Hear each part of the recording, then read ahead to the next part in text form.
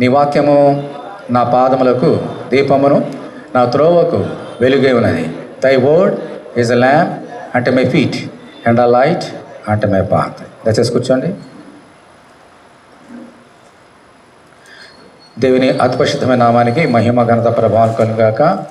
దేని వాక్యం చదువుకొని దేని వాక్యం ధ్యానం చేద్దాం. యోహాను రాసినటువంటి ప్రకటన గ్రంథము 1వ అధ్యాయము 7వ వచనం. ఇదిగో ఆయన మేఘారూఢుడై వచ్చుచున్నాడు, ప్రతి నేత్రము ఆయనను చూచును, ఆయనను పొడిచిన వారును చూచెదరు, భూజనులందరూ ఆయన చూచి రొమ్ము కొట్టుకుందరు. అవును ఆమెన్. ఆమెన్ అంటే ఏంటమ్మా? జరునుగాక, ఖచ్చితంగా జరునుగాక. ఏమన్నాడమ్మా? ఇదిగో మేఘారూఢుడై వచ్చుచున్నాడు. మేఘానికి ఒక ఆయన ఆయుధంగా చేసుకొని, ఒక ఆభరణంగా చేసుకొని ఆయన రాబోతున్నాడు, ఒక వాహనంగా చేసుకొని రాబోతున్నాడు మేఘారూఢుడై. అప్పుడు ఎవరు చూస్తారంటమ్మా? ప్రతి నేత్రము ఆయనను చూచును. ప్రతి నేత్రం, ప్రతి కన్ను ఆయనను చూచును. అంటే అప్పుడు యేసుక్రీస్తు రెండవ రాకడలో వచ్చినప్పుడు ఎంతమంది అయితే భూలోకంలో ఉంటారో ప్రతి నేత్రం, అంటే సజీవులుగా ఎవరైతే ఉంటున్నారో వాళ్ళందరూ కూడా ఆయన చూస్తారంట. వారితో పాటు ఎవరు చూస్తారమ్మా? ఆయనను పొడిచిన వారును చూచెదరు. మరి వీరు చచ్చిపోయారు కదా, ఆయన పొడిచిన వారు చచ్చిపోయారు కదా, అంటే ఏం జరుగుతుందనమాట? ఆయన వచ్చినప్పుడు బ్రతుకున్న మనము చూస్తాము, చనిపోయిన ఆత్మలు కూడా తిరిగి లేపబడతాయి. వారు కూడా చూస్తారు, అయ్యో ఈయన మనం చంపేసింది, మేఘారుడే రాబోస్తున్న ఈ యూదా గోత్రపు సింహాన మేము చంపేసింది, ఒక వెట్టని కుమారుని చంపేసాం అనుకున్నాం, ఈ యొక్క లోకరక్షణ మేము చంపేసామని ఏం చేస్తారంట అమ్మ? భూజనులందరూ ఆయన చూచి రొమ్ము కొట్టుకుంటారు. ఎవరైతే ఆయన చూశారో అప్పుడు రెండో రాకలో రొమ్ము కొట్టుకుంటారంట. ఎప్పుడు రొమ్ము కొట్టుకోవడం అంటే? రొమ్ము కొట్టుకోవడం ఏంటి? అయ్యో అయ్యో అయ్యో అని. అప్పుడు బాధపడే ప్రయోజనం లేదు. Doors are shut.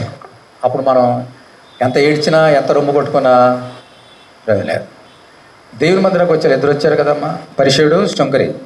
పరిశుడు ప్రార్థన, వేషధారణ ప్రార్థన చేసినాడు. శుంకరి ఆకాశ వైపు చూచుడుకైనా ధైర్యం చాలక రొమ్ము కొట్టుకున్నాడు, అయ్యో పాపిని పాపిని. అప్పుడు సమయం ఉంది, కానీ యేసు మేఘారుడు వచ్చినప్పుడు సమయము లేదు, ఉండదు, అయిపోతుంది.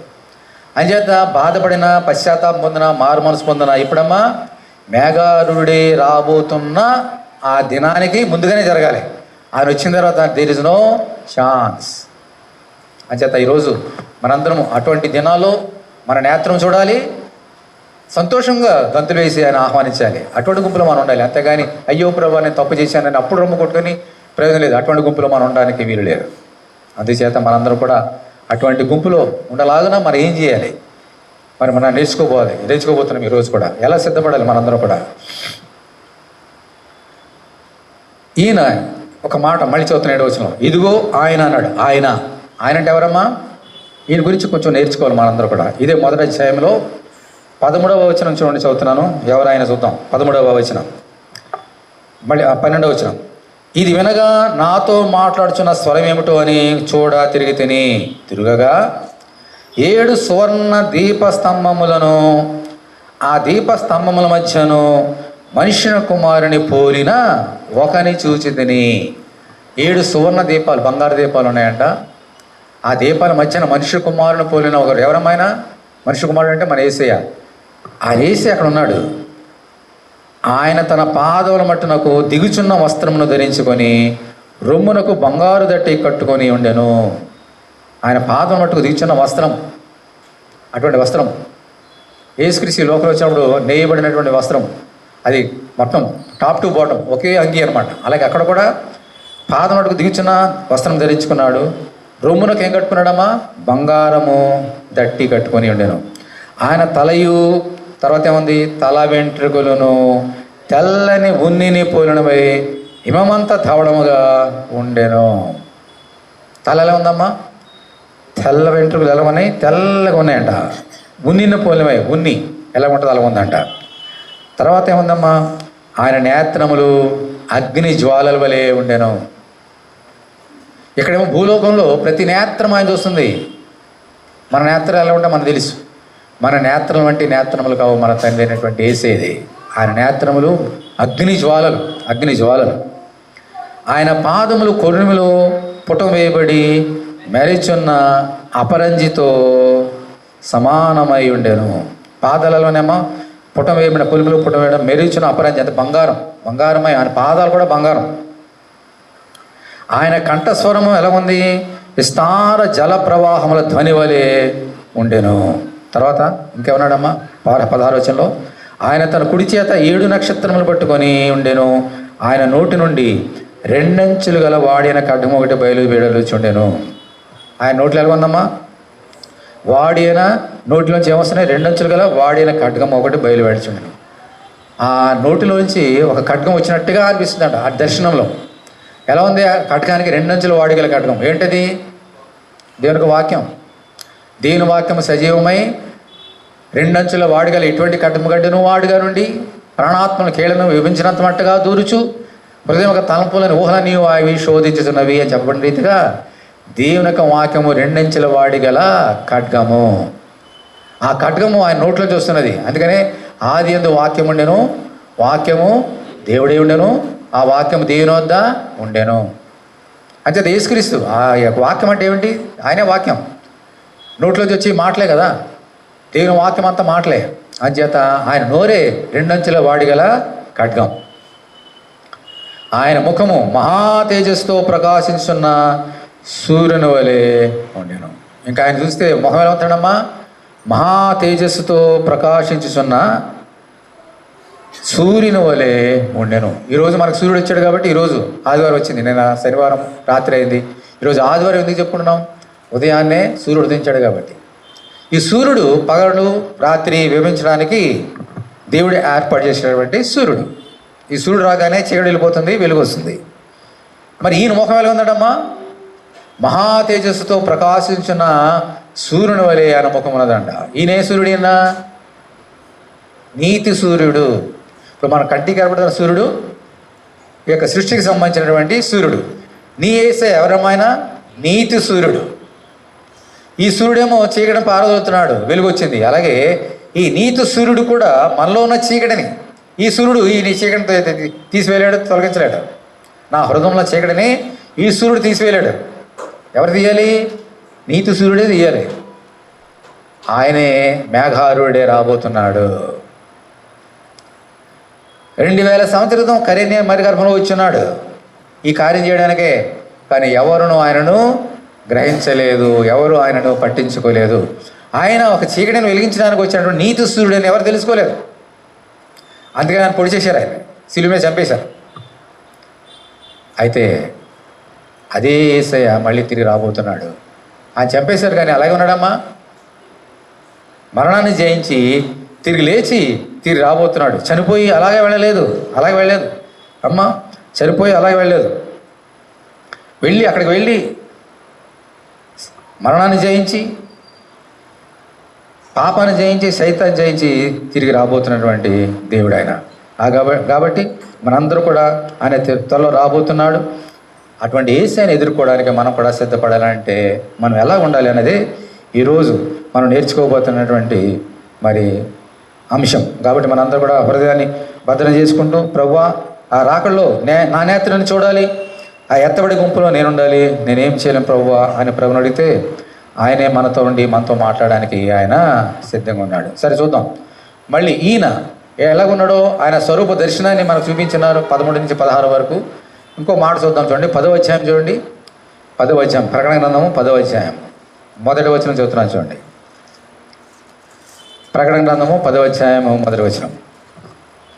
బలిష్ఠుడైన వేరొక దూత పరలోకం నుండి దిగి వచ్చడా చూసి తిని, ఆయన మేఘము ధరించుకొని ఉండెను, ఆయన శిరస్సు మీద రంగుల ధనస్సు ఉండెను, ఆయన ముఖము సూర్యబింబం వలను, ఆయన పాదములు అగ్నిస్తంభం వలను ఉండెను. అమ్మా మరి ఇదొక దర్శనం. అందుకే చెప్పబోతున్న రాబోతున్న దేవుని గురించి మరొక దర్శనం. ఇక్కడ ఇంకో మాట మనం అక్కడ రాయబడిన మాట ఇక్కడ ఉంది. ఏముందమ్మా? ఆయన మేఘాన్ని ధరించుకున్నాడంట. ఆయన శిరస్సు మీద ఏముంది? రంగుల ధనస్సు. పోయిన వారం మనం చూసినాం, అత్యున్నతమైన సింహాసనం మన తండ్రి ఆశీనుడు ఉన్నాడు. ఆయన చుట్టూ ఏముందమ్మా? రంగుల ధనస్సు. పోయిన వారం చూసాం కదా.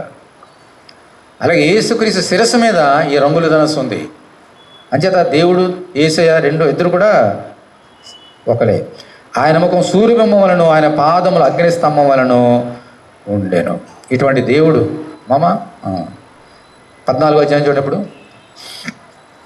ప్రకటన 14.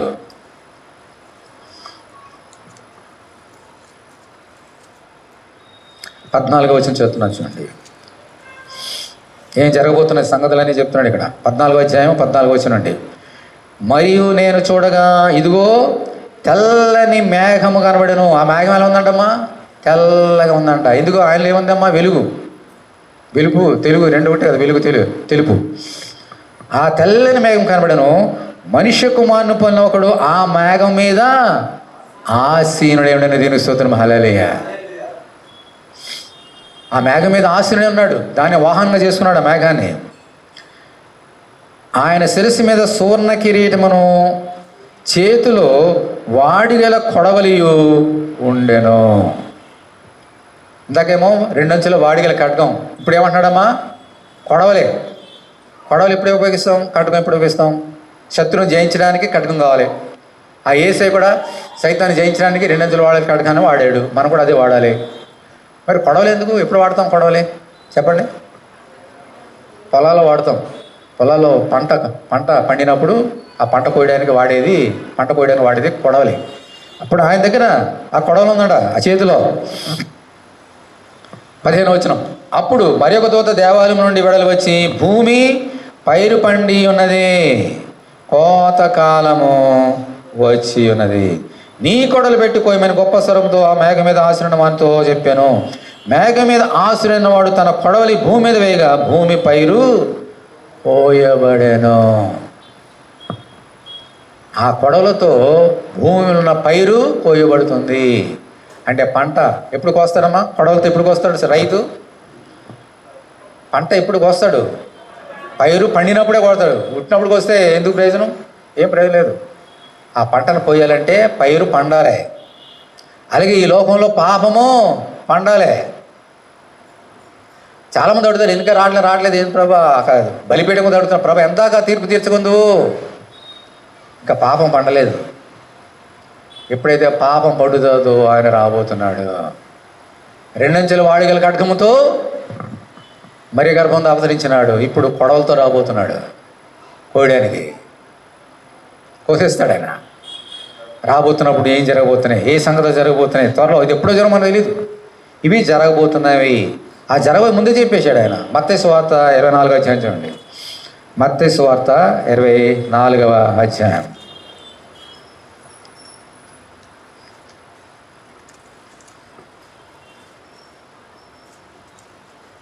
3వ వచనం నుండి చదువుతున్నాను చూడండి. 24:3. ఆయన ఒలీవ కొండ మీద కూర్చున్నప్పుడు శిష్యులు ఆయన దగ్గర ఏకాంతంగా వచ్చి, ఇవి ఎప్పుడు జరుగును? నీ రాకడకును యుగ సమాప్తికి నీ సూచనలేవి మాతో చెప్పమనగా యేసు వారితో ఇట్లనెను, ఎవడనూ మిమ్మల్ని మోసపరచకుండా చూచుకొనుడి. అనేకులు నా పేరట వచ్చి నేనే క్రీస్తునని చెప్పి పలువురిని మోసపరిచెదరు. మరియు మీరు యుద్ధములను గుర్చియు యుద్ధ సమాచారం గుర్చియు వినబోదురు. మీరు కలవరపడకుండా చూచుకొనుడి. ఇవి జరగవలసినవి కానీ అంతం వెంటనే రాదు. జనం మీదికి జనమును, రాజ్యం మీదికి రాజ్యమును లేచును. అక్కడక్కడ కరువులను భూకంపములు కలును. ఇవన్నీ వేదనలకు ప్రారంభము. అప్పుడు జనులు మిమ్మల్ని శ్రమల పాలు చేసి చంపెదరు. మీరు నా నామ నిమిత్తము సకల జనముల చేత ద్వేషింపబడుదురు. అనేకులు అభ్యంతరపడి ఒకరినొకడు అప్పగించి ఒకరినొకడు ద్వేషింతురు. అనేకులను అబద్ధ ప్రవక్తలు వచ్చి పలువురిని మోసపరిచెదరు. అక్రమం విస్తరించడం చేత అనేకుల ప్రేమ చల్లారును. అంతవరకు సహించిన వాడెవడో వాడే రక్షింపబడును. ఇవన్నీ జరగబోతున్నాయని చెప్పాడు ప్రభు. ఇప్పుడు జరుగుతున్నాయి. ఇవి చెప్పి 2000 సంవత్సరాలు అయింది ప్రభు చెప్పి. కానీ ఇప్పుడు జరుగుతున్నాయి, మన కంటి ముందు జరుగుతున్నాయి. ఇవన్నీ కూడా రాజ్యం మీదకి రాజ్యం, దేశం మీదకి దేశం, ఒక ఇంట్లోనే గొడవలు, ఇవన్నీ కూడా ప్రేమ చల్లారిపోతుంది. ఇవన్నీ ఏంటమ్మా? దేవుని యొక్క రాకడకి మేఘారుడే రాబోతున్న యేసయ్యకి జరగబోతున్నటువంటి సూచనలు మన కళ్ళ ముందు జరుగుతున్నవి. ఇప్పుడు ఎక్కడ చూసినా చూడండి, భూకంపాలు అనేకం వస్తున్నాయి. ఇప్పుడు ఎక్కడ చూసినా భూకంపాలు, ఒకదాని ఒకటి, ఈస్ట్ వెస్ట్ అనే లేదు, ఎక్కడ చూసినా భూకంపాలు వస్తున్నాయి, సునామీలు వస్తున్నాయి. ఇవన్నీ ఏంటమ్మా? 2 యుద్ధాలు. They do no stop. ఇటువంటివన్నీ కూడా జరగబోతున్నాయి. అప్పుడు ఏం జరగబోతున్నది? మళ్ళీ ఇందాక చెప్పాడు కదమ్మా, కొడవలు వచ్చేసింది. ఇప్పుడు కొడవలు జరిగిన తర్వాత ఇవన్నీ జరుగుతున్నాయి. ఆ టైం వచ్చేసింది. వచ్చినప్పుడు ఏం జరుగుతుంది? 29వ వచనం, 24, 29 మత్తయి. ఇవన్నీ శ్రమలు. ఆ దినముల శ్రమ ముగిసిన వెంటనే చీకటి సూర్యుని కమ్మును, చంద్రుడు కాంతినియ్యడు. ఆకాశముడి నక్షత్రములను ఆకాశమందుల శక్తులు కదిలింపబడను. అప్పుడు అప్పుడు మనుష్య కుమారుని సూచన ఆకాశం అంతా కనబడి. ఇందాక మన ప్రకటన గ్రంథంలో 1వ అధ్యాయం అమ్మా అన్ని సంగతులన్నీ 10వ అధ్యాయం 14వ అధ్యాయం ఇవన్నీ కూడా నెరవేరిన తర్వాత ఏం జరగబోతుంది? అప్పుడు మనుష్య కుమారుని సూచన ఆకాశమందు కనబడను. అప్పుడు మనుష్య కుమారుడు ప్రభావముతోనూ మహామహిమతోనూ ఆకాశ మేఘారుడే వచ్చేట చూచి భూమి మీద ఉన్న సకల గోత్రముల వారు ఏం చేస్తారంటమ్మా? రొమ్ము కొట్టుకుందరు. అదే అక్కడ చెప్పాడు ప్రకటన గ్రంథం 1వ అధ్యాయంలో. సకల జనులు రొమ్ము కొట్టుకుంటారంట. ఎందుకని? అయ్యో అయ్యో నిన్ను మేము గ్రహించలేదే, మా కళ్ళు మేము చూడలేకపోయింది, మా కళ్ళు మూయబడ్డాయి అని రొమ్ము కొట్టుకుంటారంట. ఎందుకు? వారి కళ్ళు నేత్రాలు అన్నాడు కదమ్మా, నేత్రాలు అంటే కళ్ళు. ఆ నేత్రాలు యేసుని చూసే లేదా? పొడిచిన వారు చూసారా లేదా? మరి చూసిన వారు ఈయన యేసయ్య అని ఎందుకు గ్రహించలేదు వాడు ఈ మెస్సీ అని? వారి నేత్రములు మూయబడి ఉన్నవి. ఎందుకనంటే ఈ యుగ సంబంధమైన దేవత అనగా సైతానుడు అవిశ్వాసులైన వారి మనోనేత్రములకు గుడ్డితనం కలిగేస్తున్నాడు. కాబట్టి వారు ఏం చేస్తున్నారో తెలియదు. అందుకని ప్రభు ప్రార్థన చేశాడు, వీరు ఏం చేస్తున్నారు మీరు తెలియదు. ఎందుకంటే గుడ్డితనంలో ఉన్నారు అందరూ కూడా, కళ్ళున్న గుడ్డివారు వాళ్ళందరూ కూడా. అందుకని ఆ నేత్రాలు యేసుని చూసినా కూడా ఆయన చెప్పిన మాట నమ్మక శిలువ మీద వారిని ఆయనని చంపేశారు. ఇప్పుడు అదే నేత్రాలు చూసి రొమ్ము కొట్టుకుంటారంట. ఇప్పుడు ఆయన చేతిలో ఉందమ్మా వాడిగల కట్టకం ఉంది. ఇప్పుడు వాడిగల కట్టకం, ఆ కట్టకమే కొడవలే. మళ్ళీ చూస్తున్నా 30వ వచనం. అప్పుడు మనుష్య కుమారుడు సూచన ఆకాశం అందు కనబడను. అప్పుడు మనుష్య కుమారుడు ప్రభావముతోనూ మహామహిమతోనూ ఆకాశ మేఘారుడే వచ్చాడు చూసి భూమి మీద ఉన్న సకల గోత్రం వారు రొమ్ము కొట్టుకుందరు. మరియు ఆయన గొప్ప బోరతో తన దూతలను పంపును. వారు ఆకాశం యొక్క ఈ చివరి నుండి ఆ చివరి వరకు నలుదిక్కుల నుండి ఆయన ఏర్పరచుకున్న వారిని పోగు చేతురు. ఒక రైతు వెళ్ళాడు, పంట అంతా పైరు చక్కగా పంట పండింది, పైరు కొడవతో కోసిన తర్వాత ఏం చేస్తారమ్మా? ఆ పంటనంతా కూడా ఒక పక్కన వేసి దాన్ని కూర్చుకుంటారు. అలాగే ఇప్పుడు కూడా ఆయన కొడవలతో కోసిన తర్వాత నలుదిక్కుల నుండి వచ్చిన వారందరూ కూడా ఒక చోట పోగు చేయబడుదురు. ఎవరమ్మా వీళ్ళందరూ కూడా? ఎవరైతే ఆయన విశ్వాసం ఇచ్చినారో, ఎవరైతే సిద్ధపడి ఉన్నారో వీరందరూ కూడా దేవుడు మళ్ళీ 31వ వచనం మళ్ళీ చదువుతున్నాను చూడండి. మరియు ఆయన గొప్ప బోరతో తన దూతలను పంపును. వారు ఆకాశం యొక్క ఈ చివరి నుండి ఆ చివరి వరకు నలుదిక్కుల నుండి ఆయన ఏర్పరచుకున్న వారిని పోగు చేస్తారంట.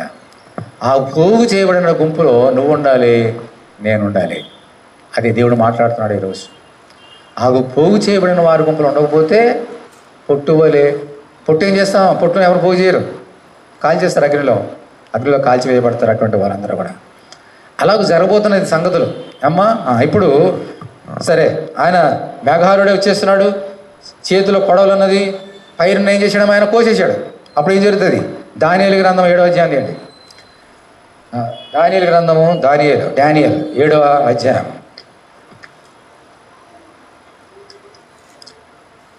మహాప్రవక్త ఆయన దర్శనం ఏం చూశాడో చదువుకుందాం. 7వ అధ్యాయము 9వ వచనం.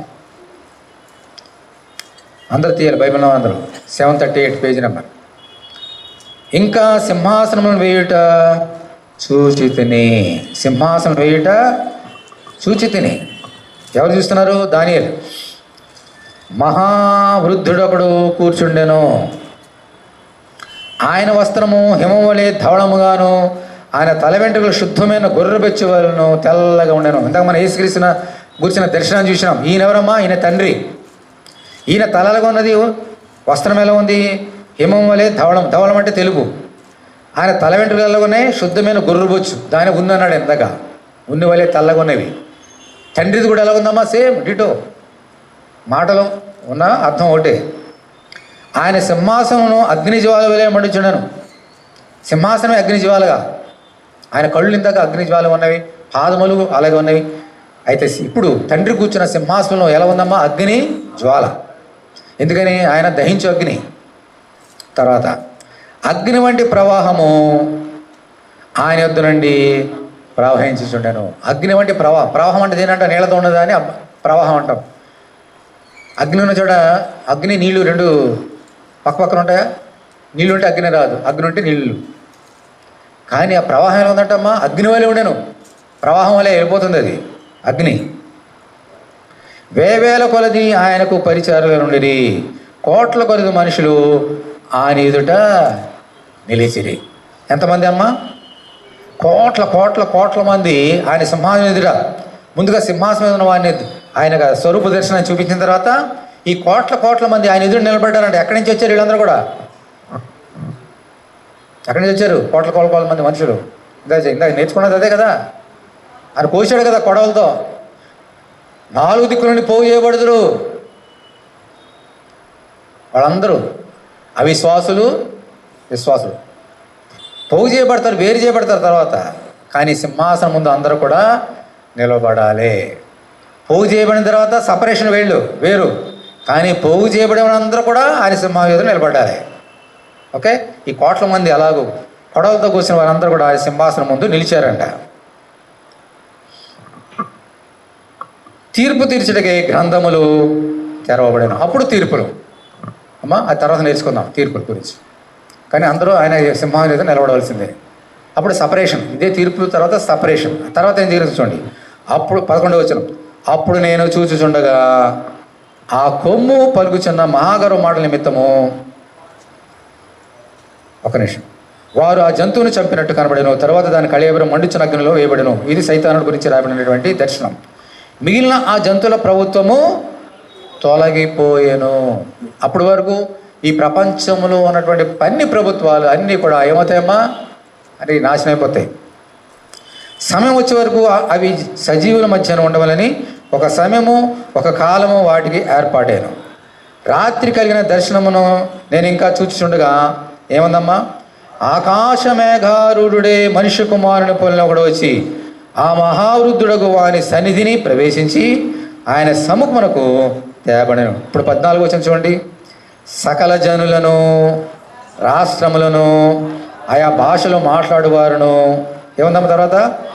ఆయనను సేవించినట్లు ప్రభుత్వమును, మహిమయు, ఆధిపత్యమును ఆయనకి ఇవ్వబడెను. ఆయన ప్రభుత్వము శాశ్వతమైనది, అది అన్నిటికీ తొలగిపోదు. ఆయన రాజ్యం ఎన్నటికీ లయము కాదు. దేవుని స్తోత్రం. హల్లెలూయా, హల్లెలూయా. ఇప్పుడు మనం అనేక సామ్రాజ్యాలు చూసాం. బబులోని సామ్రాజ్యం మొదలుకొని, బబులోని సామ్రాజ్యం, అశ్షూరు సామ్రాజ్యం అమ్మ, పారసిక సామ్రాజ్యం, మాదిక సామ్రాజ్యం, గ్రీకు సామ్రాజ్యం, రోమా సామ్రాజ్యం, ఇవన్నీ చూసాం. బ్రిటిష్ సామ్రాజ్యం. ఇప్పుడు మనం ఈ సామ్రాజ్యాలు అన్నీ చూస్తున్నాం. ఇవన్నీ శాశ్వతము కాదు. అందుకనే కదా ఇప్పుడు ఉన్న ప్రభుత్వం, గత ప్రభుత్వం వెళ్ళిపోయింది, ఇంకో ప్రభుత్వం, ఇంకోటి ఏమొస్తుందో మనకు తెలియదు. ఇవన్నీ శాశ్వతాలు కాదు. శాశ్వతమైన రాజ్యాన్ని, ప్రభుత్వాన్ని ఏర్పాటు చేయడానికే కొడలు పట్టుకుని రాబోతున్నాడు మేఘారుడే. త్వరలో రాబోతున్నాడు. ఆయన రాజ్యం లయము కాదు అమ్మా. అక్కడ ఎలా ఉంటుంది? మళ్ళీ ఒకసారి ఆ వాక్యం చెప్తున్నాను చూడండి. ఎంత చక్కని మాటలు రాశారు అక్కడ 14వ వచనంలో. 14. సకల జనులను, రాష్ట్రములను, ఆయా భాషలు మాట్లాడేవారును ఆయన సేవించినట్లు. అందరూ ఆయన సేవించాలంట. ఇప్పుడు సేవిస్తున్నారు అందరూ? లేదు. అన్ని రాజ్యాలు ఆయన సేవించలేరు, కొంతమంది ఆయన సేవిస్తున్నారు. ప్రభుత్వమును, మహిమయు, ఆధిపత్యమును ఆయనకి ఇవ్వబడెను. ఆయన ప్రభుత్వము శాశ్వతమైనది, అది అన్నిటికీ తొలగిపోదు. ఆయన రాజ్యం ఎప్పుడునూ లయము కాదు. తొలగిపోదు, లయం కాదు. ఆ రాజ్యం రాబోతున్నది. అది దాని పేరేంటమ్మా? చెప్పండి. ఆ రాజ్యం పేరేంటి? పరలోక రాజ్యము, దేవునికి రాజ్యము, నిత్య జీవము, నూతన యెరూషలేము. ఇన్ని పేర్లు ఉన్నాయి. ఇవన్నీ త్వరలో జరగబోతున్నవి. ఇప్పుడు ప్రకటన గ్రంథము 11వ అధ్యాయం చూడండి. ఇప్పుడు ప్రకటన 11.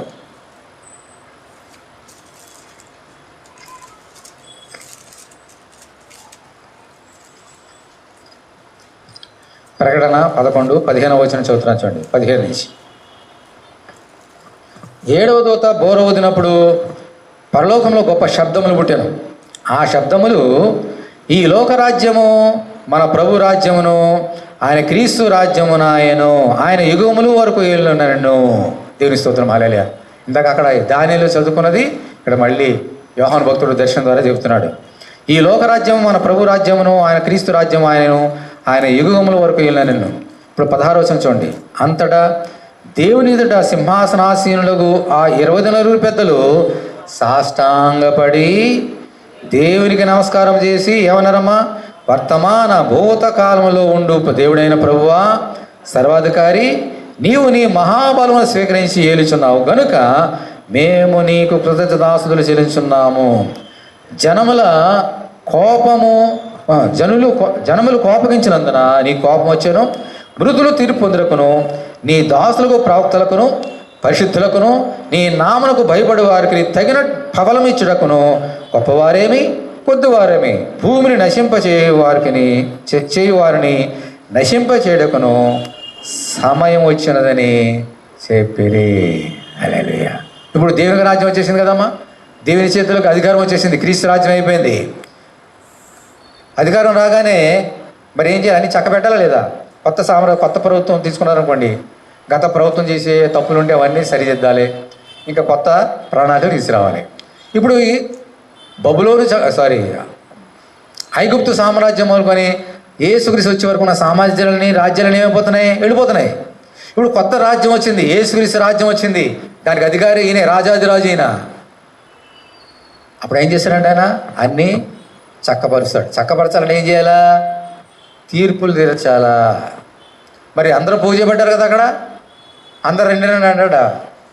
పడవలతో కోసేసాడు. కోసినప్పుడు అన్నీ చక్కగా పండుతాయమ్మా, చెత్త అంతా బయటపడేస్తాం. సపరేషన్. ఆ సమయం వచ్చింది అంటున్నారు ఇప్పుడు. అంటే పోగు చేయబడ్డారు, ఆయన వచ్చాడు, అందరు కొడలతో కోసేశారు 4 దిక్కుల నుండి. అందరూ ఆయన మహావృద్ధుడైనటువంటి దేవుని మీద నిలబడ్డారు. ఆ రాజ్యం అంతా ఎవరికి వచ్చేసింది? ఇప్పుడు యేసుకు వచ్చేసింది. యేసు చేతులకు రాజ్యాన్ని బట్టి ఆయన సింహాన్ని కూర్చుండి ఆయన ఏం చేయబోతున్నాడు? ఇప్పుడు తీర్పు తీర్చబోతున్నాడు. దేవుని స్తోత్రం. హల్లెలూయా. ఏంటా తీర్పులు చూద్దాం. అంటే మనకు తెలిసిందే, ఆర్డర్లో మనం ఒక క్రమం పద్ధతిలో నేర్చుకోవాలి. మత్తయి సువార్త 25వ అధ్యాయం. మత్తయి సువార్త 25.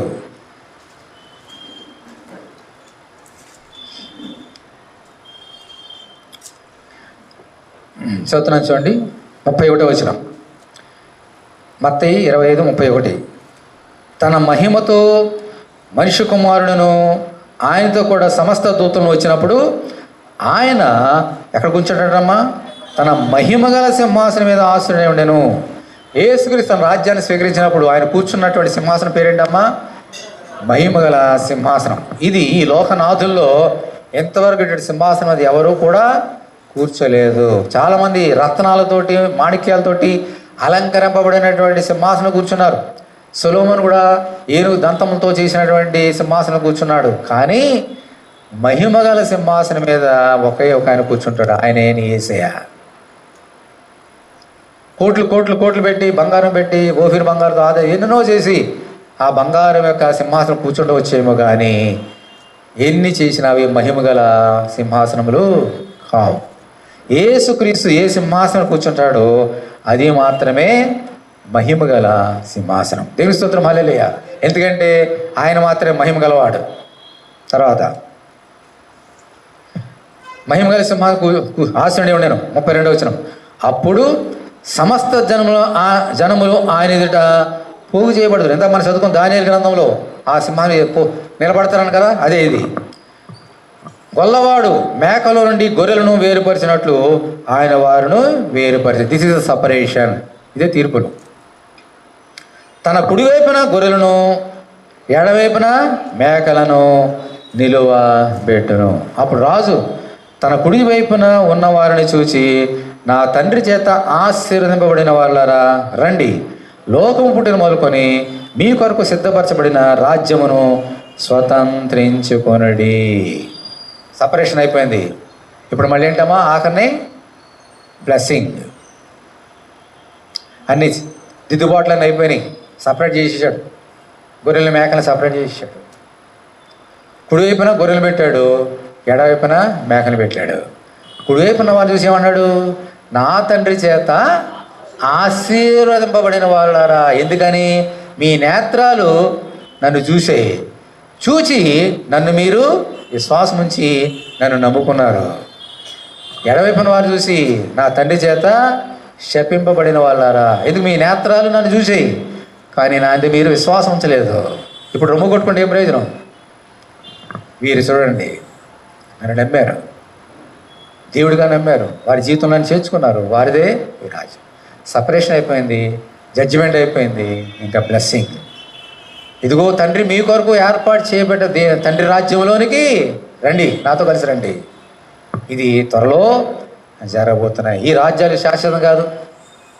ఏ దేశంలో ఉంటున్నా ఆ దేశాలు శాశ్వతం కాదు. రాబోతున్న రాజ్యమే శాశ్వతమైన రాజ్యం.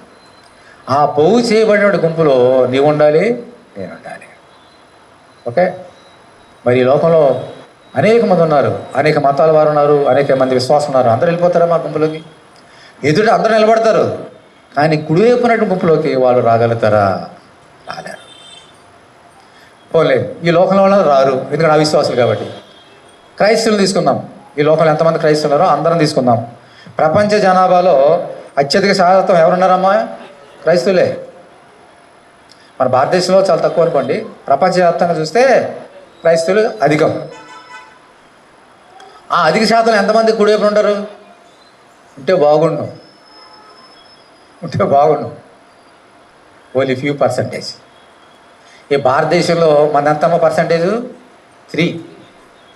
అలాగే ప్రపంచ జనాభాలో కుడివైపు ఉన్న క్రైస్తవులు ఎంతమంది ఉంటే ఒక 5%, 10% ఉంటారేమో అంతే. క్రైస్తవులు అని పేరు పెట్టుకున్నంత మాత్రాన క్రైస్తవులు కారు. క్రీస్తును కలిగిన వారే క్రైస్తవులు. అర్థమైందా? క్రీస్తు పేరు పెట్టుకున్నంత మాత్రాన లేదా క్రైస్తవులు అని పిలిచినంత మాత్రాన వారు క్రైస్తవులు గారు. క్రీస్తును కలిగిన వారే క్రైస్తవులు. వారు మాత్రమే కుడివైపున ఉంటారు. ఆ తీర్పులో మనము కుడివైపున ఉండే వారిగా ఉండాలి. ఇవన్నీ మా చిన్నప్పుడు నుంచి ఉంటున్నాం, అందుకని చదివి వినిపించట్లేదు. ఏమన్నాడమ్మా? ఇదేంటి ప్రభువా, మేము తండ్రి చేత ఆశించబడాం, మేమేం చేసాం నీకు? నేను ఆకలిగా ఉన్నాను, నాకు అన్నం పెట్టారు. మీరు జైల్లో ఉన్నాను, నాకు ప్రార్థన చేయడానికి వచ్చారు. బయట మీద ఉన్న అనారోగ్యంతో ప్రార్థన చేయడానికి వచ్చారు.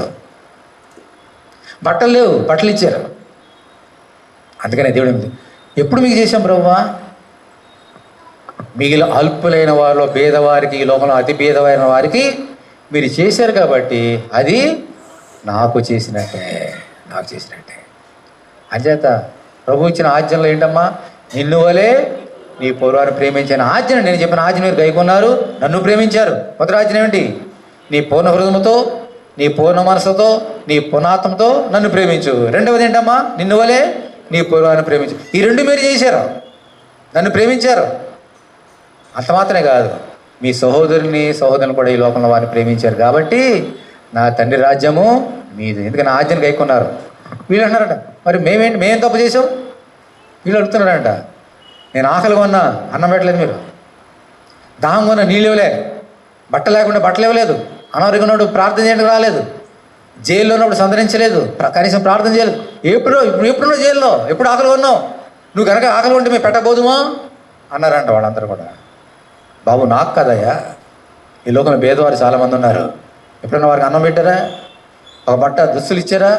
వారి గురించి ప్రార్థన చేశారా? లేదు. కాబట్టి నాకు చేయనట్టే.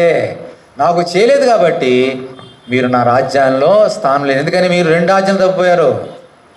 నన్ను ప్రేమించలేదు, మీ నేత్రాలు చూచి కూడా నన్ను పొడిచాయి. మీ నేత్రాలు నా మాట గైకోలేదు. రెండవది, నిన్ను వల్ల నీ పూర్వాన్ని ప్రేమించిన మాట కూడా మీరు గైకోలేదు. ద్వేషం, అసూయ, కలహం మీ హృదయంలో ఉన్నది.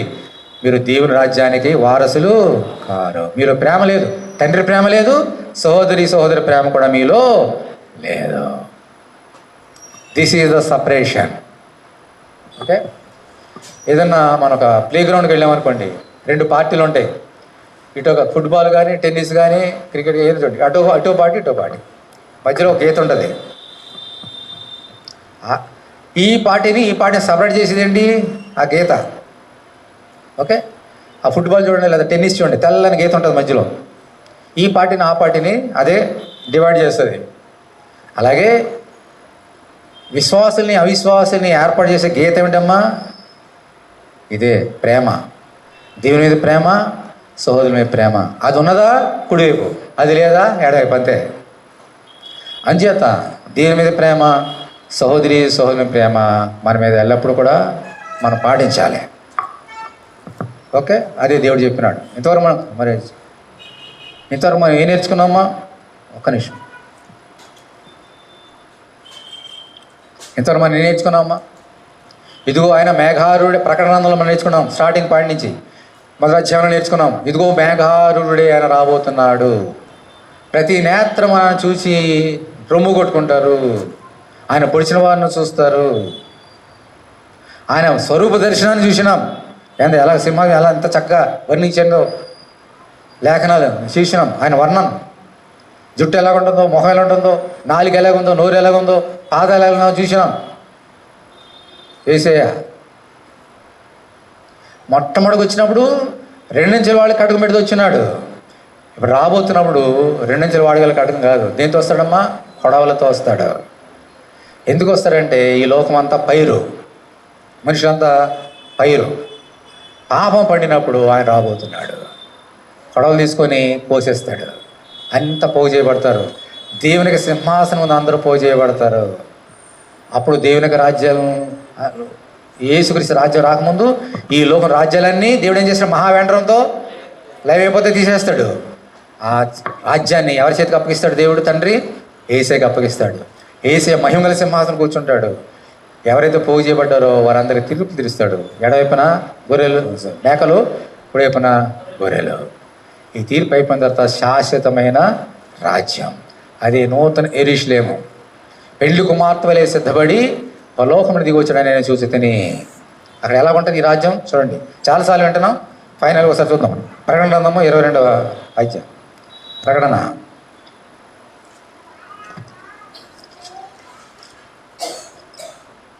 21 మొదటి వచనం. అంతటి నేను క్రొత్త ఆకాశమును క్రొత్త భూమిని చూచి తిని, మొదటి ఆకాశమును మొదటి భూమి గతించిపోయాను, సముద్రం ఇక్కడ లేదు. మరియు నేను నూతనమైన యెరూషలేము నా పరిశుద్ధ పట్టణము తన భర్త కొరకు అలంకరింపబడిన పెళ్లి కుమార్తె వలె సిద్ధపడి పరలోకమందున దేవుని వద్దకు దిగి వచ్చాడో చూచి తిని. అప్పుడు ఇదిగో దేవుని నివాసము మనుషులతో కూడా ఉన్నది. ఆయన వారితో కాపురముండును, వారైన ప్రజలే ఉందురు. దేవుడు తానే వారి దేవుడి ఉండి వారికి తోడే ఉండును. ఆయన వారి కనుల ప్రతి బాష్ప బిందువును తుడిచివేయను. మరణం ఇక ఉండదు, దుఃఖమైనను, ఏడ్పైనను, వేదనైనను ఇక ఉండదు. మొదటి సంగతులు గతించిపోయినని సింహాసనం నుండి వచ్చిన గొప్ప స్వరం చెప్పడం వింటిని. అప్పుడు సింహాసనాసీనుడు ఉన్నవాడు, ఇదిగో సమస్తమును నూతనమైనగా చేర్చున్నానని చెప్పాను. మరియు మాటలు నమ్మకమును నిజమైన గనుక రామని నాతో చెప్పుచున్నాడు. చాలా జాగ్రత్తగా గమనించండి. ఆ రాబోతున్నటువంటి రాజ్యంలో ఏడుపు ఉంటుందమ్మా? ఏడుపు, దుఃఖం ఉంటుందా? వేదన ఉంటుందా? దేవుడు వారికి తోడుకుంటాను అంటున్నాడు. మరి ఇక్కడ ఏడుపు ఉన్నదా? ఎక్కడ ఎవరు లేదన్న వాళ్ళు ఎవరు చేద్దండి, నేను ఏడిపిస్తాను మీ దగ్గరకు వచ్చి. ఈ లోకమంతా ఏడిపే కదమ్మా. నరుని ఆయుష్ 70 సంవత్సరములు, అధిక బలం ఉంటే 80 సంవత్సరములు. అయినను వాటి వైభవం ఆయాసమే దుఃఖకరమే అన్నాడు. ఇది లేఖనం చెబుతున్నది. ఈ లోకంలో 70 కాదు, 80 కాదు, 100 సంవత్సరాలు బతికినా నీకు దుఃఖమే. నీ కళ్ళలో నీళ్ళు ఖచ్చితంగా రావాలి. వేదన, రోదన ఈ లోకంలో. ఎవరికన్నా ఏమి కష్టపడకుండా నోటి దగ్గరికి ముద్ద వస్తుందమ్మా? మీరు ఎవరికన్నా అలా కూర్చుండి అలా వచ్చేస్తుందా ముద్ద? నైట్ డ్యూటీలు చేయాల, నైట్ షిఫ్ట్లు చేయాల,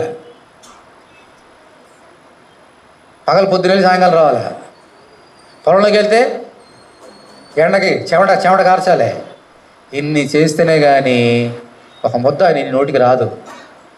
ఈ లోకంలో ఉన్నదంతా కష్టం, నష్టం, వేదన, రోదన, కన్నీళ్ళు. కానీ అక్కడ అంటున్నాడు, దేవుడు నీకు తోడుకుంటాడు. దుఃఖమైనను, ఏడుపైనను, రోదన, వేదనను నీకు ఉండదు. ఒకవేళ నీకు ఆనంద బాష్పాలు నీ కళ్ళలో వచ్చినా నేను వాటిని దేవుని స్తోత్రం హల్లెలూయా. ఏది బాగుంటుంది? ఇది బాగుంటుంది, అది బాగుంటుందా? అందరూ బాగుంటుంది అంటాం, నేను కూడా అంటా. కానీ ఎంతమంది వెళ్తాం అందులోకి? ఎంతమందికి ఆశను చేతులు ఎత్తండి అక్కడికి వెళ్ళడానికి? దుఃఖము, ఏడుపు లేని వారికి వెళ్ళడానికి ఎంతమందికి ఆశను చేతులు ఎత్తండి? వెరీ గుడ్, అందరికి ఉంది, నాకు కూడా ఉంది. దించేయండి. మరి ఏం చేస్తే వెళ్తాం అక్కడికి? నేర్చుకుందాం, అది చేసుకొని పళ్ళలోకి వెళ్దాం. దేవుని స్తోత్రం హల్లెలూయా. 2 పేతురు 3వ అధ్యాయం తీయండి. 2 పేతురు 3వ అధ్యాయం. 2 పేతురు 3వ అధ్యాయము 8వ వచనం.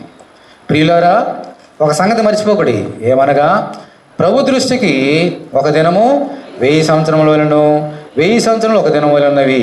ఇప్పుడు అసలు సంగతి 9వ వచనం ఎందుకు చెప్తున్నాడంటే, కొందరు ఆలస్యం ఎంచుకున్నట్లు ప్రభు తన వాగ్దానం గురించి ఆలస్యం చేయవాడు కాడు, కానీ ఎవడనూ నశింపవలని నిశ్చయింపక అందరూ మారు మనసు పొందవలని కోరుచు మీ ఎడల దీర్ఘశాంతం గలవాడే ఉన్నాడు. అయితే ప్రభు దినము దొంగ వచ్చినట్లు వచ్చును. ఆ దినమున ఆకాశమును మహాధ్వనితో గతించిపోను, పంచభూతములు మిక్కటమైన వేండ్రముతో లయమైపోను. ఇవన్నీ జరగబోతున్నాయి. దేవుడు చెప్పేశాడు ముందుగానే. మన మత్తయి సువార్త 24వ అధ్యాయంలో చూసినాం. అయితే చాలామంది అంటారంట, ఏంటి ఇంకా రావట్లేదేంటి? ఎందుకు రావట్లేదంటే నీ గురించే. ఎవరైతే ఎందుకు ఇంకా రాలేదు అన్నారో వారి గురించే రావట్లేదేనా. ఇప్పుడు నేను అన్నా అనుకోండి, ప్రభా 2000 సంవత్సరం చెప్పావు కదా వస్తాను ఇంకా ఎందుకు రావట్లేదు అని అంటే ప్రభా అంటాడు నీ గురించే అంటాడు. ఎందుకనంటే నీకు ఇంకా మారుమనసు లేదు. నీకు మారుమనసు ఉంటే ఆ మాటను నేను రోజు రాదు. నాలో కానీ నిజమే మారుమనసు ఉంటే ప్రభు నువ్వు ఎప్పుడు వచ్చినా మేము రెడీ అంట. నాలో మారుమనసు లేకపోతే నేనేం చేస్తా, ప్రభువా ఇంకా రాలేదండి అని అంట. అదే గుర్తు. రెండో రాకడికి సూచన చూపించాడు కదా, నాలో మారుమనసు లేదంటే అదే గుర్తు. నాలో మారుమనసు ఉంటే నేనేం చేస్తా, ఐఎమ్ రెడీ ప్రభువా, ఎప్పుడైనా రా, పెళ్లి కుమార్తె నేను సిద్ధపడ్డా, పెళ్లి కుమార్తె రా అంట. నేనైతే ప్రభు ఇంకా రావట్లేదేంటి అన్నానంటే నేను ఇంకా పెళ్లి కుమార్తెలే సిద్ధపడలేదు అంటే నాలో ఇంకా మారుమనసు లేదు. కాబట్టి వస్తే కనుక ఏమవుతుంది, ఎక్కడికి పోతా, నేను మేకవలే మారిపోతాను, నాకు నరకానికి పోతా. నేను నరకానికి వెళ్ళడానికి ఇష్టం లేదు కాబట్టి ఇంకా రావట్లేదు ఆయన. అది అర్థం కావట్లేదు వాళ్ళకి. అందుకని వాళ్ళు ఏమంటారు చూడండి, అదే 3వ అధ్యాయం 2 పేతురు 3వ అధ్యాయము 3వ వచనం 3 అంచె దినములలో అపహాసకులు అపహసించి వచ్చి తమ స్వకీయ దురాశల చొప్పున నడుచుకొనుచు ఆయన రాకడను కూర్చిన వాగ్దానం ఏమాయను, పితరులు నిద్రించడం మొదలుకొని సమస్తమును సృష్టి ఆరంభమునట్టే నిలిచినది అని చెప్పుదురని మొదట మీరు తెలుసుకొనవలెను. ఏలనగా పూర్వం నుండి ఆకాశం నుండిననియు నీళ్ళలో నుండి నీళ్ల వలనను సమకూర్చబడిన భూమి దేవుని వాక్యం వలన కలిగిననియు వారు బుద్ధిపూర్వకముగా మరతురు. ఆ నీళ్ల వలన అప్పుడున్న లోకం వినీటి వరలో మునిగి నశించెను. అయితే ఇప్పుడున్న ఆకాశమును భూమి భక్తిహీనుల తీర్పును నాశనమును జరుగు దినం వరకు అగ్ని కొరకు చేయబడినవై అదే వాక్యం వలన భద్రము చేయబడి ఉన్నవి. వీడు అంటారంట, ప్రభువా ఆయన రాకడ కూర్చున్న వాగ్దానం ఏమైంది, పితలు నిద్రించిన మొదలుకొని సమస్తం అలాగే ఉంది కదా, అప్పుడు ఎలా ఉంది ఇప్పుడు ఎలా ఉంది కదా అంటారంట. వీళ్ళందరూ కూడా 2000 సంవత్సరాల క్రితం యేసు వచ్చినప్పుడు ఎలా ఉన్నదో రోజులు అలాగే ఉన్నాయి కదా, ఇంకా రావట్లేదేంటి అని అంటారంట. అయితే వీరు బుద్ధిపూర్వకంగా కొన్ని సంగతులు మర్చిపోతారు. సొదొమ గొమొర్రా పట్టణం నాశనం చేయడానికి ఆయన ఆకాశం అంతా అగ్నిని సిద్ధపరిచాడు. నోవహు కాలంలో వారిని నాశనం చేయడం, భక్తులను నాశనం చేయడానికి ఆయన నీళ్ళని సిద్ధపరిచాడు. అలాగే ఈ మాట చెప్తున్న వారి కొరకు ఆయన నిత్యాగ్ని నరకముని ఆయన భద్రపరిచున్నాడు. అది వాళ్ళు తెలియదు, వాళ్ళకి బుద్ధిపూర్వకం మర్చిపోతున్నారు వాళ్ళు. అలాగూ మనం ఉండొద్దు. ఇందాక చెప్పాను కదా, వచ్చినట్టు కానీ మేము అందరూ అక్కడ వెళ్దాం అనుకున్నాం కదా, అలా వెళ్ళాలంటే ఇంకా రావట్లేదని వస్తున్నప్పుడు చూసుకుందాం అనుకోవద్దు. ఆయన వచ్చినప్పుడు అప్పుడు చూసుకుందాంలే, అప్పుడు పెళ్లి వస్త్రాలు ధరించుకుందాంలే అంటే కుదరదు. ఆయన ఎప్పుడు వచ్చినా ఆయన స్వీకరించడానికి సిద్ధంగా ఉండాలి. ఇది మొదటి సంగతి. ఆయన దొంగలు వస్తాడు, ఎప్పుడు వస్తాడో మనకు తెలియదు కాబట్టి సిద్ధంగా ఉన్నాం. ఆ తర్వాత ఏం చేద్దాం, మత్తయి సువార్త 25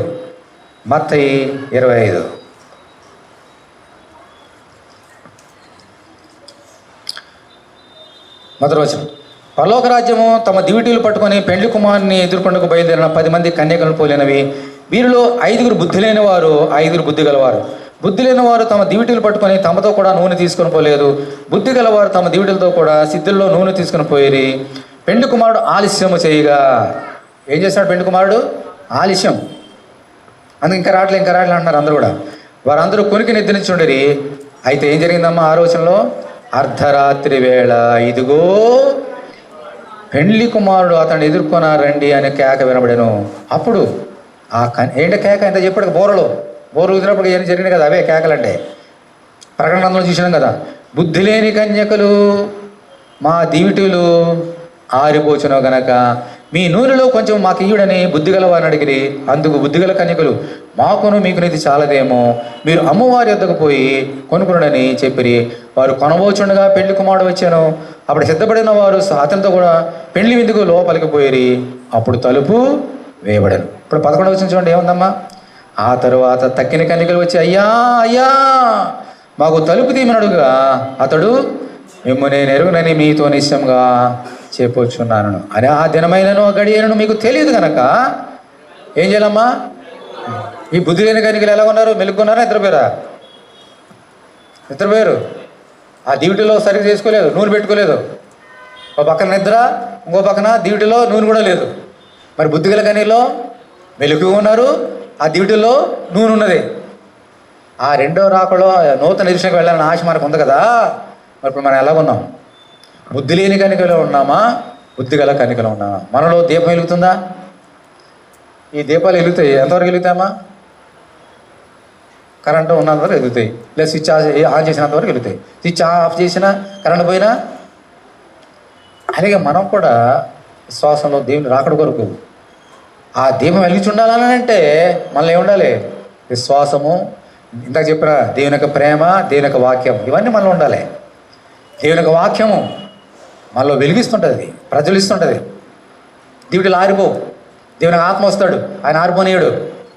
ఆయన ప్రేమ మనలో ఉంటుంది, ప్రేమ చల్లారదు. ఎప్పుడో మన ప్రేమ లేదో, ఎప్పుడు దేవుని వాక్యం లేదో, ఎప్పుడు దేవుని ఆత్మ లేడు, మనం ఏమైపోతాం? చల్లారిపోతాం, ఆరిపోతాం.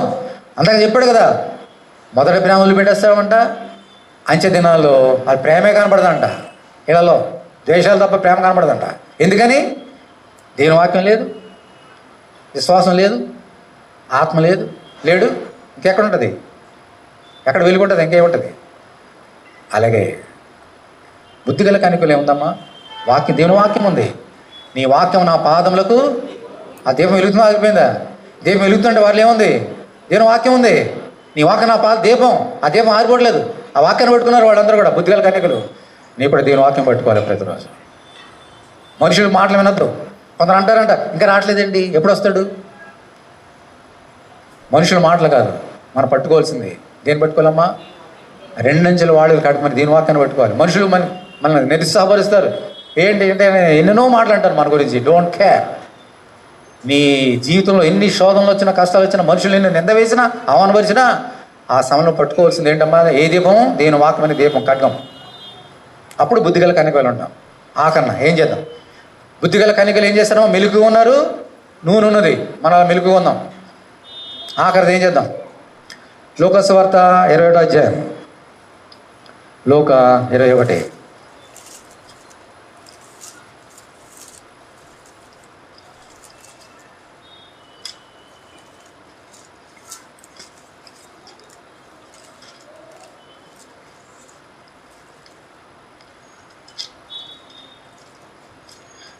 అధ్యాయము లోక సువార్త 34వ వచనం చదువుతున్నాను. అందరూ బైబిల్ చూడండి. ఆఖరి మాటలు.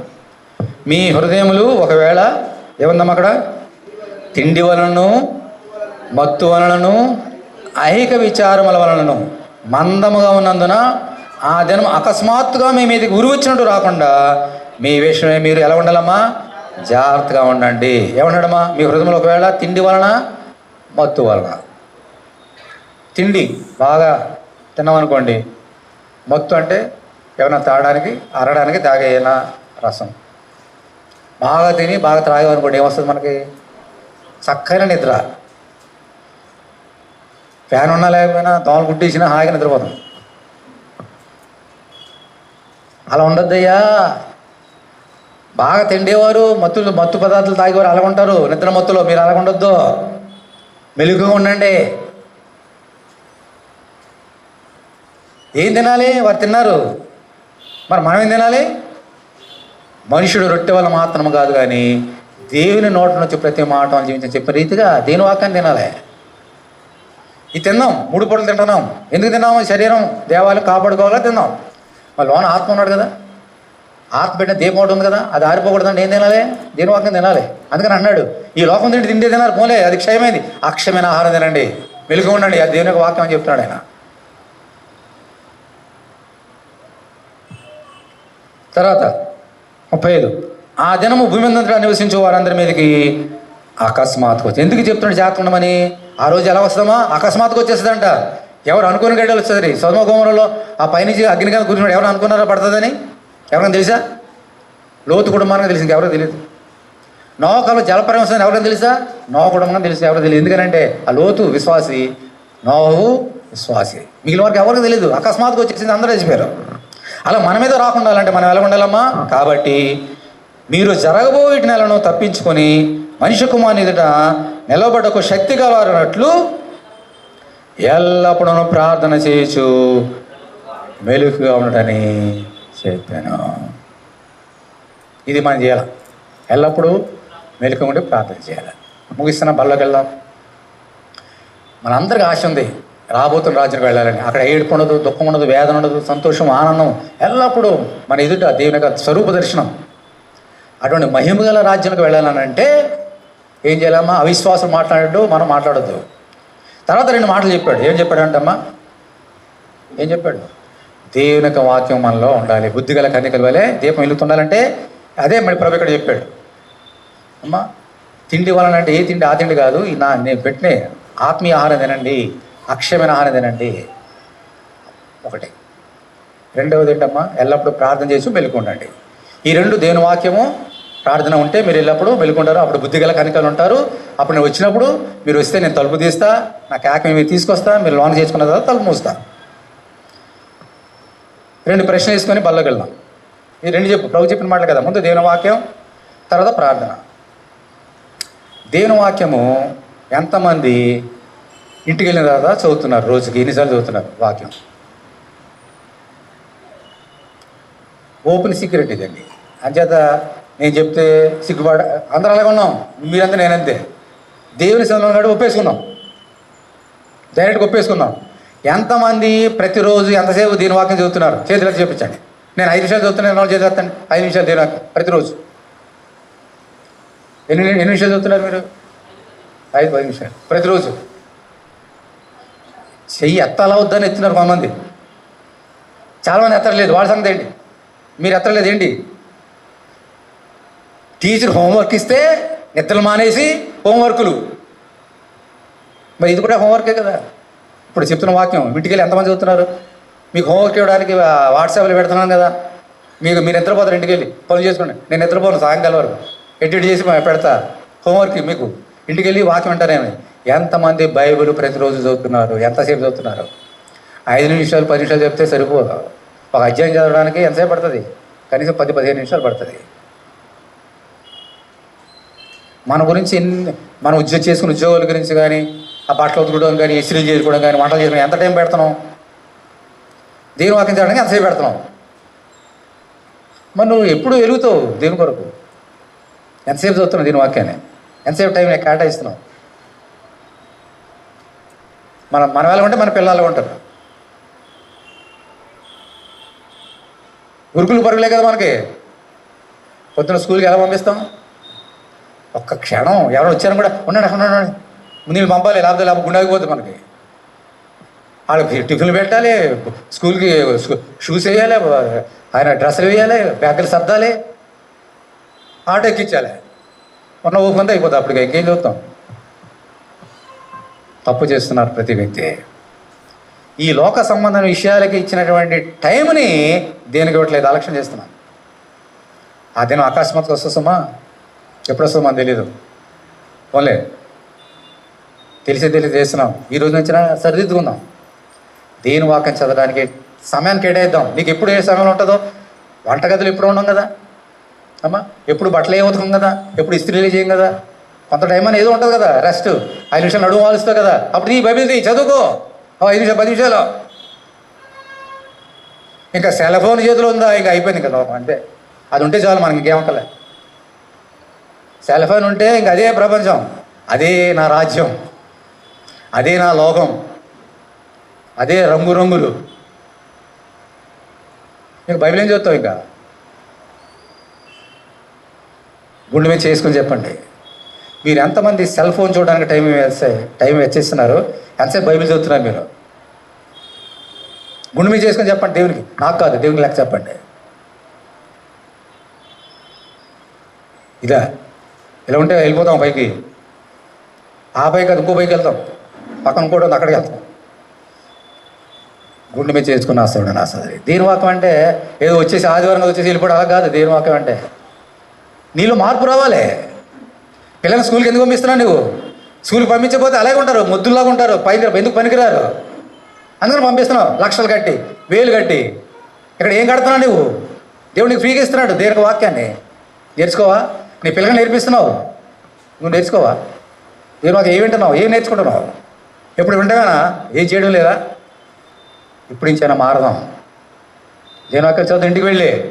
ఇప్పుడు పెట్టి ఇంటికి వెళ్ళి బీరో పెట్టాడు, మళ్ళీ ఆదివారం రావాలి, మళ్ళీ అక్కడ బీరోలో ఉంటుంది అది బైబిల్. అలా ఉంటుంది. రెండోది ఏం చెప్పండి? రెండోది ఏంటి?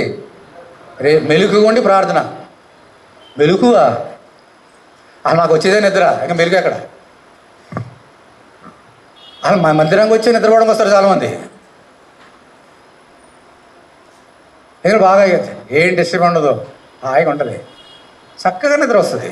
ఇంటి దగ్గర అంటే ఆయన అన్న పెట్టంటాడు, అలాగే నీళ్ళు ఏమంటాడు మా ఆయన. ఇక్కడ ఎవరో ఉంటారు కదా, హ్యాపీ. ఇంకేం ప్రార్థన చెప్పండి? గుండె మీద చేసి చెప్పండి. ఎంతమంది రోజుకి ఎన్ని నిమిషాలు ప్రార్థన చేస్తున్నారో చెప్పండి నాకు.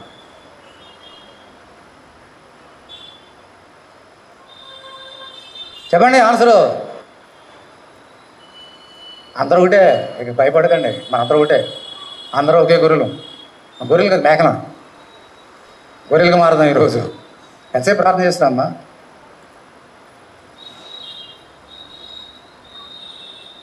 బయటికి వెళ్ళడానికి తయారవుతాం. ఎంతసేపు తయారవుతావు? మొగలేనా నేను అరగంట తయారవుతావు. బాత్రూమ్కి వెళ్ళి ఏం చేసి అరగంట అక్కడ నువ్వు అద్దం ముందు నిలబడతావు, అది ఇది చేస్తావు కదా. ఎంతసేపు ప్రార్థన చేస్తున్నావు మరి పొద్దున్న?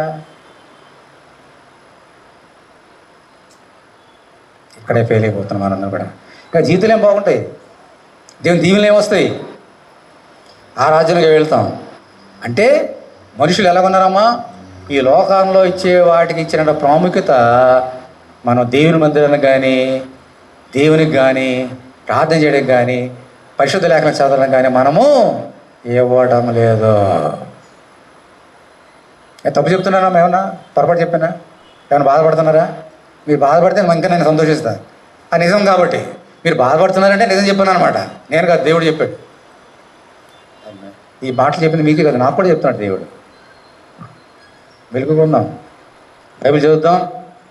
ఒక టైం పెట్టుకోండి, 5 నిమిషాలు 10 నిమిషాలు స్టార్ట్ చేయండి. కనీసం 5 నిమిషాలు స్టార్ట్ చేయండి బైబిల్ ఈ రోజు నుంచి. ఇంటికి వెళ్ళిన తర్వాత ఈ టైము నాకు దేవుని ఏమి నో వర్క్, బైబిల్ చదవడం 5 నిమిషాలు లేదా 10 నిమిషాలు మెల్లమెల్లగా పెంచుకుంటూ వెళ్ళండి. ఆ 5 నిమిషాలు అయిపోగానే వెంటనే ప్రార్థన ఇంకో 5 నిమిషాలు పెట్టుకోండి. ఈ రోజు నుంచి స్టార్ట్ చేయండి. మీ జీవితాలు ఎలా మారిపోతాయో మీరు గమనించండి. సాధారణ ప్రార్థనలు ఎప్పుడు చేస్తామంటే అవసరం వచ్చినప్పుడు చేస్తాం. అవసరం వచ్చిన చేసినది ప్రార్థన కాదు. అది ఏమైనా అవసరం వచ్చినప్పుడు మనవుతాం, అమ్మా కొంచెం పంచదార ఇస్తావా, పక్కల్ని అమ్మ కారం అయిపోయింది కారం ఇస్తావా, అలా ఉంటాయి ప్రార్థనలు. దేవుని అవసరం అడిగితే దేవుడు అటువంటి ప్రార్థన ఆలకించడమ్మా. నీ హృదయాన్ని ఇవ్వాలి, హృదయంలో వాక్యం ఉండాలి, విశ్వాసం ఉండాలి, ప్రేమ ఉండాలి. అప్పుడు ప్రార్థన చేయి. అప్పుడు దేవుని వాక్యం చదువు. నీ జీవితంలో అద్భుతకార్యం చూస్తావు. అందరు కళ్ళు మూసుకోండి. ఆయన ఎప్పుడు వస్తాడో మనకు తెలియదు. ఆయన వచ్చినప్పుడు మనందరం సిద్ధపడతాం.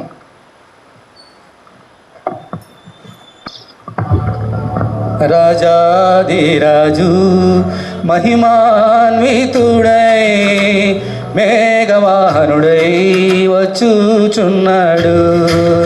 రాజాదిరాజు మహిమాన్వితుడై మేఘవాహనుడై వచ్చుచున్నాడు. రాజాదిరాజు మహిమాన్వితుడై మేఘవాహనుడై వచ్చుచున్నాడు.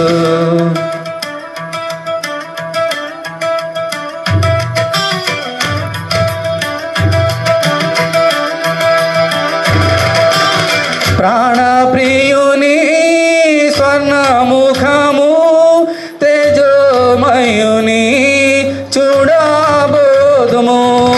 ప్రాణప్రియుని స్వర్ణ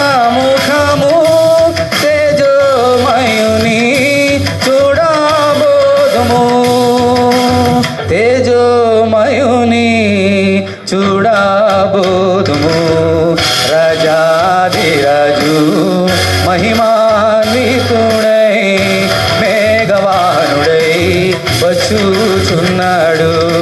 రాజాధిరాజు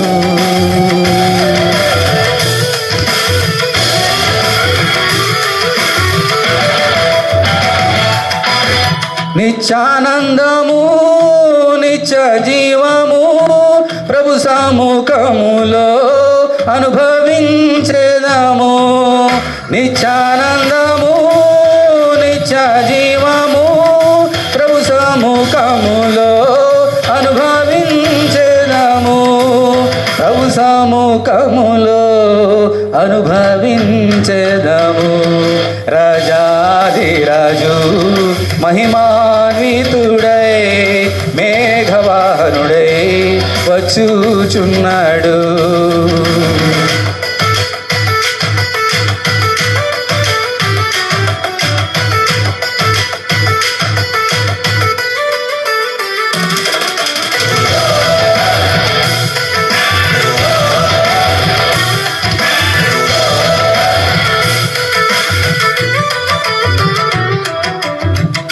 ఒక్కొక్కరిగా ప్రభుతో కలసి మహిమనగరులో నివసించేదము. ఒక్కొక్కరిగా ప్రభుతో కలసి మహిమనగరులో నివసించేదము. మహిమనగరులో నివసించేదము.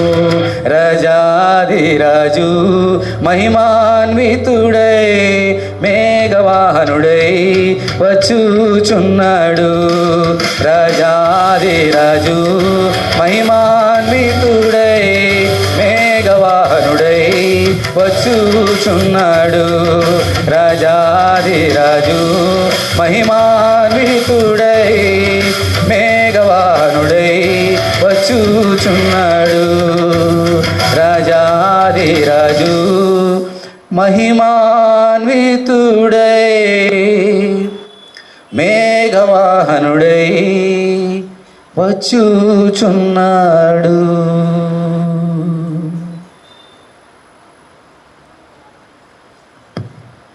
దేవానికి వందనాలు తండ్రి.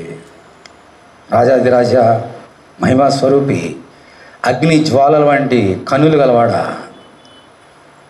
పోయినటువంటి తెల్లని పోయినటువంటి ధవళమైనటువంటి వెంట్రుకలు గలవాడ, రెండంచెల వాడిగల ఖడ్గంతో పాటు కొడవలు కలిగినటువంటి ఖడ్గము కలిగినవాడ, రంగుల ధనస్సు ధరించిన మహనీయుడ, మేఘారుడైన తొల రాబోతున్నావు తండ్రి. నా ప్రాణప్రియుని నేను దర్శించాలి. ఆ నిత్యానందము నిత్య జీవం నేను పొందుకోవాలి. అందరం కలిసి, ఒక్కొక్కరు అందరం కలిసి ఆ మహిమ నగరులో రాబోతున్న రాజ్యంలో మేము ప్రవేశించాలి. అటువంటి కృప మాకు తెచ్చి నేను అలా చేయలేనంటే నీ వాక్యం మా హృదయంలో ఉండాలి, ఎప్పుడు వెలుగుతూ ఉండాలి, ఎల్లప్పుడూ ప్రార్థన చేస్తూ ఉండాలి. మనుషులు చెప్పిన మాటలు నేను నమ్మక నీ వాక్యం చెప్పే మాటలు నమ్ముకుంటూ నీ బిడ్డలకి ఈ లోకంలో జీవించాలి. అటువంటి కృప నాకు మాకు తెచ్చేయండి. ఇదిగో బల్ల చేయించుండగా తెలిసేది లేక బైబిల్ చదవడం లేదు, ప్రార్థన చేయడం లేదు. మా జీవితాలు ఎక్కడ వేసిన గొంగళి అలాగే ఉన్నాయి. మా జీవితాన్ని మార్చని ఈరోజు ఆ బల్లో చేయించుండగానైనా మమ్మల్ని క్షమించి నీ వాక్యం చదవడానికి, ప్రార్థన చేయడానికి మా సమయాన్ని మమ్మల్ని దీవించమని, నీ రక్తం చేత కడిగి నీ శరీరం చేత బలపరచమని యేసు నామములో ప్రార్థన చేస్తున్నాం తండ్రి. ఆమేన్.